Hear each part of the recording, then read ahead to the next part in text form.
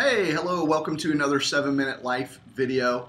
And in today's video, we're going to dig deep into short-term goals. Specifically, by the end of this video, I'm going to help you understand, and this is a really important concept, the difference between hard and soft outcomes, and also metrics and why they're really important. And I'm going to share with you the one question you absolutely must ask every time you write a goal. When you get done with that goal, this one question will point you toward all the other things that I talked about.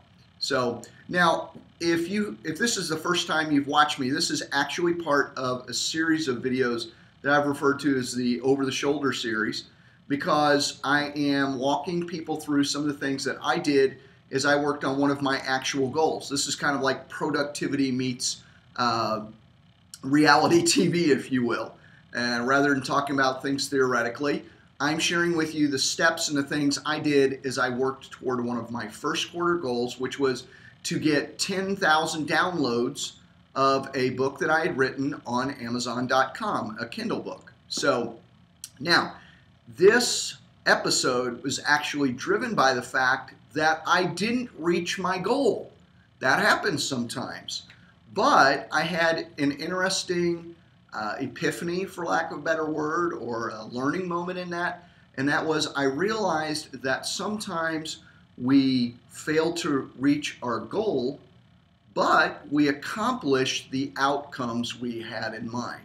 Now, those of you who use a 7-Minute Life daily planner, you may have noticed that on the goals worksheet over in the right column, it talks about the outcome, and it's a place to record sort of what's happened once you're finished with your goal. I'll be honest, I'll confess, the first time I used a planner, I almost never looked at that. Now I actually try to nail down and understand very clearly what my outcomes are going to be from the get-go, because you need to watch for and make sure you're achieving the things that you want your goal to achieve.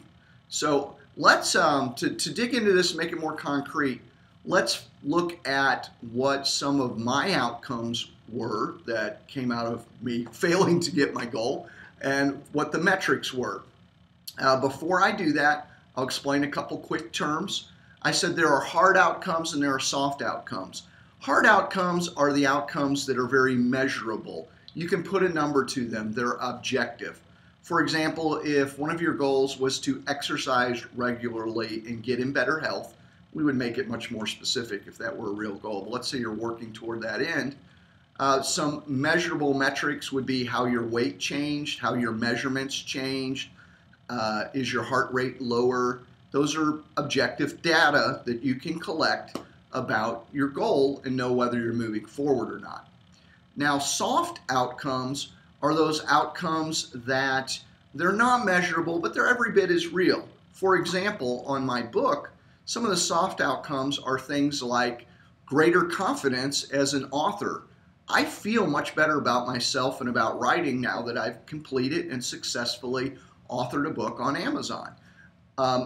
Greater authority within my field. There is some inherent authority with being an author. Now, when I list my name on something or I give my credentials to someone, I can say, John Arnold, Chief Inspiration Officer of 7-Minute Life and author of the book, you know, So there are some things that are outcomes of that that I really can't taste, touch, feel, kick the tires of, but they're every bit as important and real. So there you go. That's the difference between hard and soft. And a metric is simply a measurement, a measurable piece of data. And here are the ones that I used as I was working toward my goal of 10,000 downloads.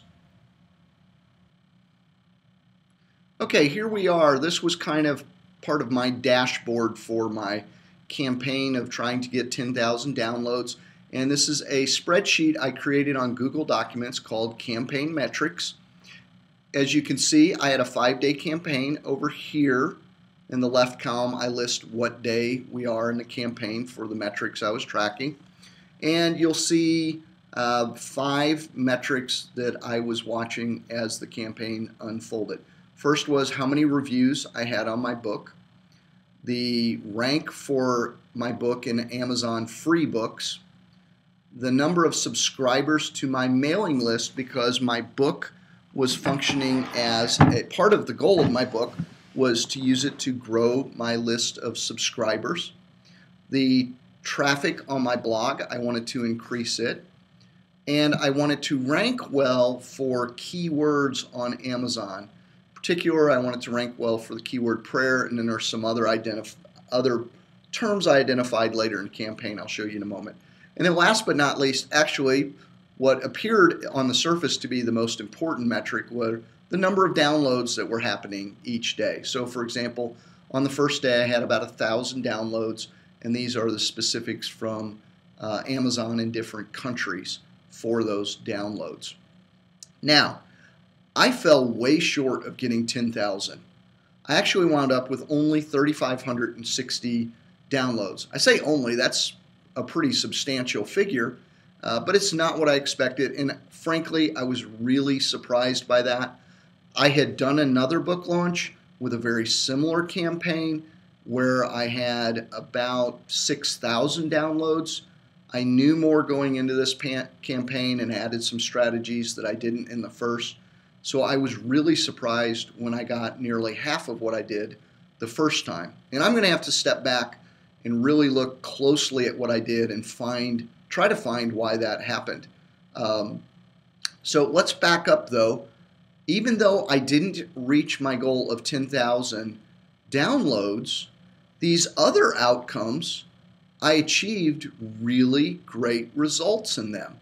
Now reviews, there wasn't much movement in that initially. Since then, I've seen an increase in reviews, and that wasn't surprising because obviously people have to read the book before they can review it. I was just kind of curious what would happen on that one.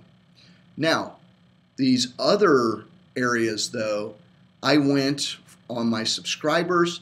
I gained about 75 subscribers over a 5-day period. That was awesome. My traffic went from 1,500 folks in the prior 30 days to 2,380 people in the prior 30 days. So I had a pretty massive influx to my traffic.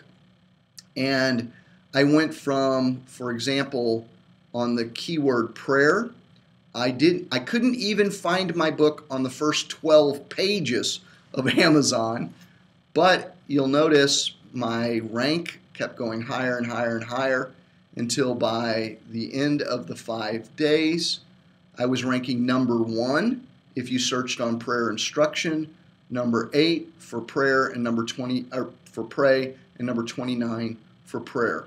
That's huge, and that was really critical because when the book rolled over from free to paid, what was going to happen is I was going to rank high for paid content on Amazon along some of these same keywords.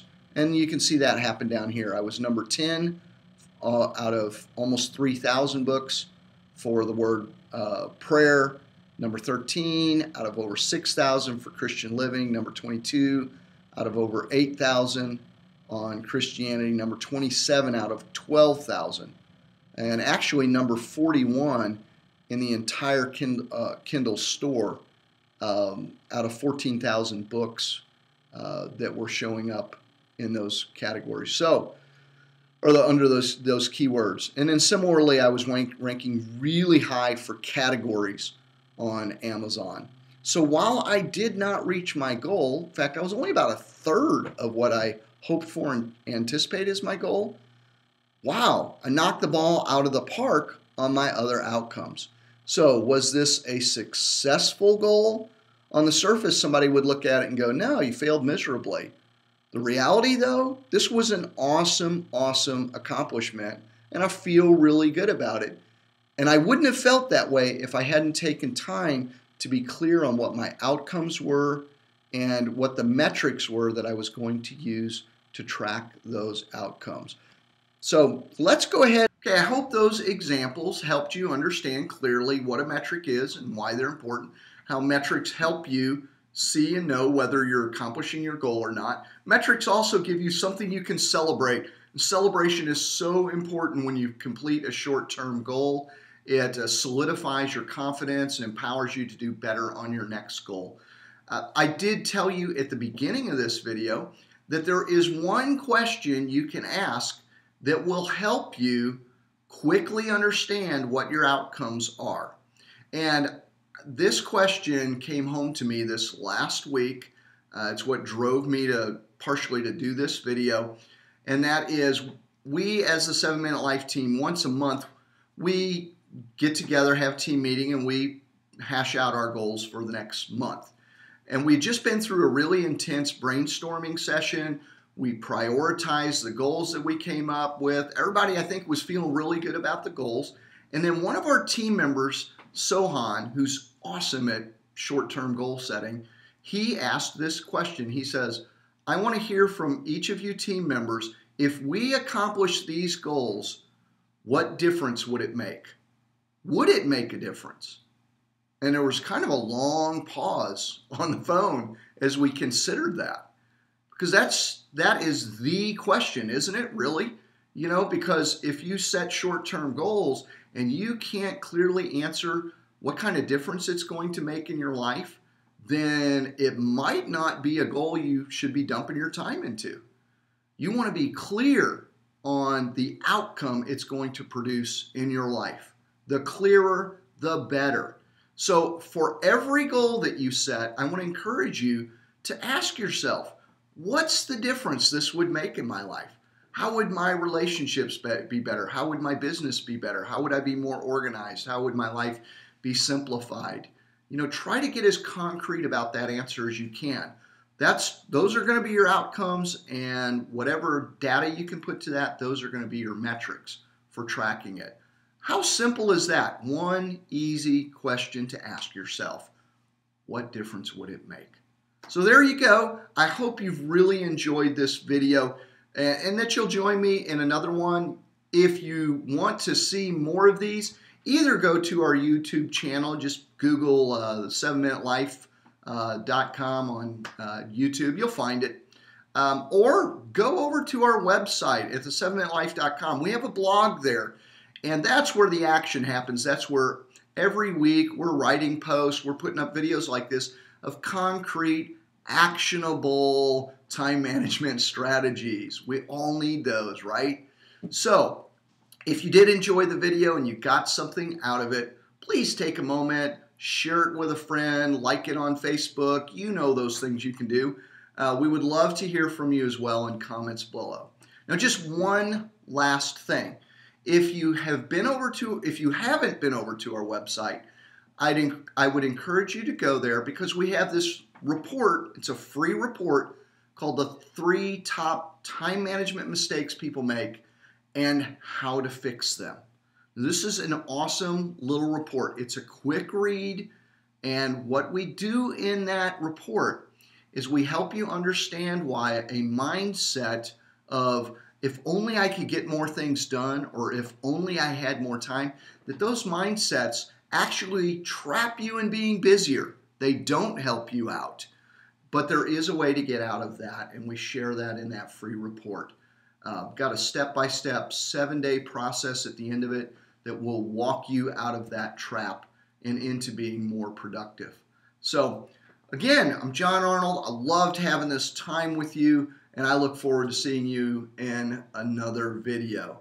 So until then, you know, do less, be more, and we'll see you soon.